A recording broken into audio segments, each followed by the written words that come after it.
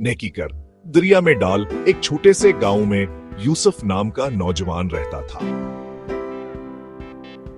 यूसुफ एक आम किसान का बेटा था, लेकिन इसके दिल में इंसानियत और नेकी का जज्बा बहुत ज्यादा था।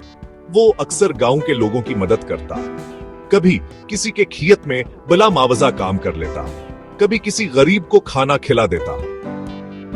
लोग इसकी नेकी को देखकर हैरान होते और अक्सर कहते, यूसुफ, तुम हर वक्त दूसरों की मदद करते हो, लेकिन लोग तुम्हारा शुक्रिया तक नहीं अदा करते। तुम्हें कैसा लगता है? यूसुफ मुस्कुरा जवाब देता, मेरे बुजुर्ग कहा करते थे, नेकी करो और दरिया में डाल दो। नेकी का असल अजर अल्लाह देता है। लोगों से तारीफ की तवक्का रखना फजूल है। एक दिन ऐसा हुआ कि यूसुफ खेतों की तरफ जा रहा था तो रास्ते में इसे एक खमीबजर गमले। वह बहुत कमजोर थे और चल भी नहीं पा रहे थे। यूसुफ ने फौरन उन्हें सहारा दिया, पानी पिलाया और अपने घर ले आया। कई दिन वह बुजुर्ग आ सके, घर में ठहरे। यूसुफ की खिदमत करता रहा, दवाई लाता, खाना खिलाता, यहाँ तक को सेहतयाब हो गए।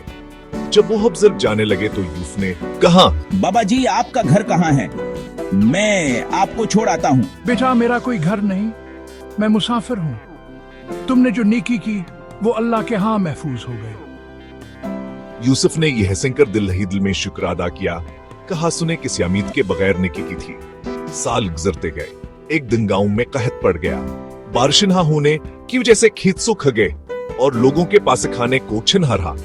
यूसुफ के घर का हाल बेबरा हो गया। हाँ, बहुत परेशान था, हाले खाना को क्या लाए। ऐसे में गांव में एक काफिला आया। काफिले का सरदार लोगों को अनाजावर पानी बांट रहा था। जब यूसुफ अपनी बारी पर पहुंचा तो सरदार ने उसे गौर से देखा और कहा, क्या तुम वही यूसुफ नहीं जिसने बरसों पहले एक जख्मी मुसाफिर की जान बचाई थी? यूसुफ हैरान रह गया। वही बुजुर्ग अब एक बड़े काफिले के सरदार बन चुके थे। बेटा, तुमने नेकी करके दरिया में डाल दी थी, लेकिन अल्लाह ने इस नेकी को संभाल कर रखा और आज के दिन तुम्हें लौटा दी। इस दिन के बाद गांव के सब लोग यूसुफ की मिसाल देते और कहते, वाकई नेकी कभी जाया नहीं जाती।